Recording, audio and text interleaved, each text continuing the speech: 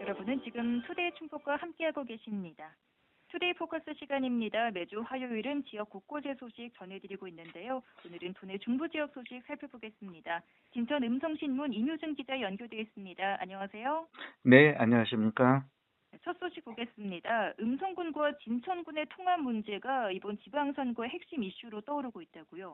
네, 그렇습니다. 이번에 음성과 진천군수 선거에 나선 후보들이 입을 모아 통합 문제를 강조하고 있습니다. 먼저 음성군 상황부터 살펴보면요.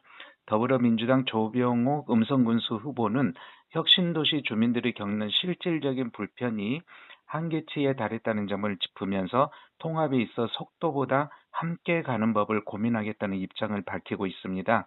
그리고 국민의 임택수 후보는 통합을 미래를 위한 도전으로 규정하고 있는데요. 광주, 전남 등 전국적인 초광역화 추세 속에서 음성과 진천이 살아남으려면 더 이상 주저해서는 안 된다고 강조하고 있습니다. 네, 음성군 상황 살펴봤고요. 그렇다면 진천군수 선거에 나선 후보들은 어떤 입장인가요? 네, 먼저 더불어민주당 김명식 진천군수 후보는 통합 이후 주민들이 누릴 경제적 혜택이 무엇인지, 내 삶이 구체적으로 어떻게 좋아지는지 투명하게 분석하고 설득하는 과정이 선행되어야 한다고 말하고 있습니다. 국민의힘 이양섭 진천군수 후보는 행정 이원화로 세워나가는 예산과 행정력을 막아야 한다는 주장인데요. 단순히 덩치를 키우자는 게 아니라 주민의 불편을 애면하지 않겠다는 의지로 보입니다. 네, 들어보니 4명의 후보가 통합을 위한 방법이나 바라보는 시선은 조금씩 다르지만 결국엔 주민의 행복을 위한 통합이 이루어져야 한다는 목표는 같은 것 같네요.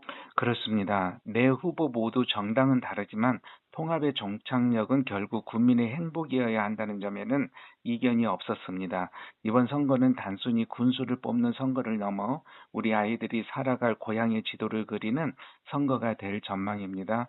통합이라는 큰 꿈이 갈등의 불씨가 될지 아니면 희망의 엔진이 될지 이제 국민들의 선택만이 남았습니다. 네, 알겠습니다. 다음 소식 보겠습니다.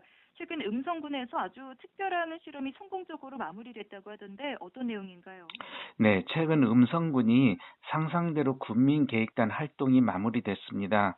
군민계획단은 국외 읍면의 다양한 연령층과 직업군을 가진 군민 30여 명의 이원으로 구성됐고, 그동안 4차례 회의에서 분야별 토론과 심도 있는 논의 과정을 거쳐 2040년 음성군의 미래상을 제안했습니다. 최근 열린 마지막 4차 회의에선 각 분과가 고민한 결과물을 발표했고, 이어서 진행된 미래상 전달식에서는 국민의 염원이 담긴 비전이 행정에 공식 전달되며 벅찬 마무리를 알렸습니다. 네, 군민의 염원이 담긴 이 비전, 어떤 내용들이 담겼는지 궁금한데요.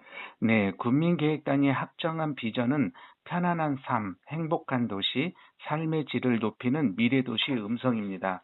과거의 도시계획이 외형적 성장에 치중했다면 이번에는 국민들이 일상에서 느끼는 실질적인 행복과 수준 높은 정주 여건에 방점을 찍었는데요. 한마디로 내가 살고 싶은 내 아이가 행복할 음성을 만들겠다는 국민들의 간절한 약속이 담긴 셈입니다. 네, 이렇게 전달된 군민들의 소중한 의견들, 앞으로 행정에는 어떻게 반영되나요? 네, 음성군은 이번에 제시된 미래상과 정책 제안들을 2040 음성군 기본계획 수립의 최우선 지표로 삼기로 했습니다. 이후 주민공청회와 군의회 의견 청취 등을 거쳐 충청북도에 최종 승인 요청할 계획인데요. 음성군은 군민들이 그려준 이 밑그림을 바탕으로 15만 음성시 건설의 기틀을 마련하고 상상대로 음성이 현실이 되도록 최선을 다하겠다고 약속했습니다. 네, 그런데 임 기자님께서도 직접 이 상상대로 군민계획단 위원으로 참여하셨다고 들었는데 이 현장에서도 느끼신 바가 있으실 것 같아요. 네, 저 역시 국민의 한 사람으로서 유연들과 함께 고민하며 큰 감동을 받았습니다. 내, 내 이웃이 겪는 악취 문제에 함께 가슴 아파하고 우리 지역의 미래 먹거리를 위해 AI 기술 도입을 열정적으로 공부하는 국민들의 모습에서 음성의 밝은 미래를 보았습니다. 백년대계는 행정의 책상 위가 아니라 국민의 뜨거운 목소리에서 시작된다는 사실을 다시 한번 확인한 소중한 시간이었습니다. 네, 이번에 음성 군민들을 위한 미래의 비전이 행정에 잘 반영돼서 또 지속 가능한 발전이 이루어지길 기대해 보겠습니다. 끝으로 괴산 소식 하나만 더 보겠습니다. 괴산군이 요즘 스포츠 전지 훈련의 거점 도시로서 입지를 넓히고 있다고요. 그렇습니다. 괴산군은 지난해 전지훈련만 약 2억 8천만 원의 경제 효과를 거둔 바 있는데요. 이러한 성공 경험이 올해 더욱 확장되어 지난 동계 시즌에만 벌써 3억 2천만 원 규모의 경제 창출을 효과를 냈습니다. 작년에 성공 사례가 입소문을 타면서 올해도 축구, 씨름, 탁구 등 주요 종목 대회가 줄을 잇고 있는 상황입니다. 말씀하신 것처럼 올해 괴산에서 전국 단위의 이 대규모 대회가 많이 예정돼 있는 걸로 알고 있는데 지역 경제에 큰 도움이 될 것으로 보이죠. 그렇습니다. 먼저 다음 달 열리는 전국 괴산 장사 씨름대회와 7월의 전국 유소년 축구대회는 각각 1,500명에서 2,000명의 선수단이 방문할 예정입니다.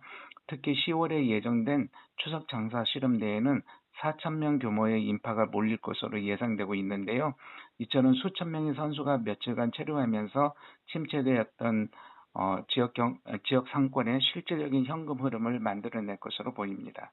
네, 긍정적인 효과들이 기대가 됩니다. 그런데 기자님, 이렇게 괴산군에 대규모 스포츠 대회가 유치되는 이유가 있을 것 같은데요. 특별한 이유가 있을까요? 크게 세 가지 이유로 분석되고 있는데요. 첫째는 맞춤형 인프라의 집중입니다. 현재 괴산에는 종목별 전문 시설이 유기적으로 잘 갖춰져 있는 상태고요. 둘째는 공격적인 신규 종목 유치입니다. 기존 종목에 안주하지 않고 올해 레슬링 국가대표팀을 신규 유치한 사례가 대표적입니다. 마지막으로는 체계적인 숙박 및 행정 지원으로 선수단이 안정적으로 머물 수 있도록 군 차원에서 세밀하게 관리하는 점이 어,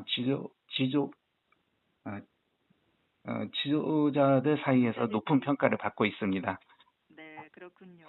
결국 스포츠가 괴산군의 새로운 먹거리이자 또 희망이 되고 있다는 뜻인데 앞으로의 과제도 있을 것 같네요. 향후 과제는 유치한 선수들이 다시 괴산을 찾게 만드는 재방문율 제고입니다. 실제로 지난 1월 방문했던 유소년 축구팀들이 2월에 다시 괴산을 찾은 사례가 확인되었는데요. 이들을 단순히 지나가는 손님이 아니라 괴산의 팬으로 만들기 위한 대책이 필요해 보입니다. 지역 관광 자원과 연계한 프로그램 개발과 서비스 질 향상이 병행된다면 괴산의 스포츠 경제는 일시적인 붐을 넘어 지속 가능한 지역 발전의 모델이 될 것으로 보입니다. 네, 알겠습니다. 기자님, 오늘 소식 잘 들었습니다. 고맙습니다. 감사합니다. 지금까지 진천 음성신문 임효준 기자였습니다.